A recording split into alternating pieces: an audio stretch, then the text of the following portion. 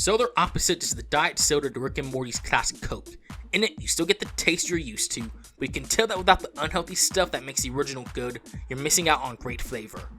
This is the easy way I can tell you that Solar Opposites is a solid meh. The show shows crazy antics from aliens when they travel to Earth and make a home here. This is Solar Opposites in a nutshell. While it's safe to say that this is a Rick and Morty clone, Solar Opposites does enough to fully separate itself from that universe and fully embrace its own chaos that it brings in each episode. It stands on its own fully and doesn't really rely on anything that's related to Rick and Morty to tell the story. I can fully say that if you've never heard of Rick and Morty, which I find crazy considering how big it is, you can watch this and not have much background on those behind the scenes to fully enjoy the show. But at the end of the day, the comedy of Solar Opposites is very Rick and Morty-esque, bumped to the highest degree because Hulu.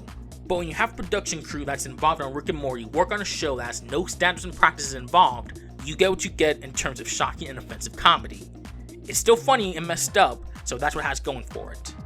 The episodes themselves are usually hit or miss episodes, which can either leave you entertained by the end of it or feel like more should have been done to make the plot feel more complete. The honest highlight of the show for me isn't even the main alien plot, but the Wasp subplot, that really gets developed to the point where I have to ask why isn't this its own show?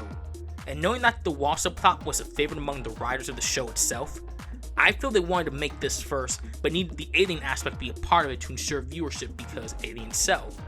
In closing, Solar Opposites has a lot to do in order to not be seen as just another Rick and Morty.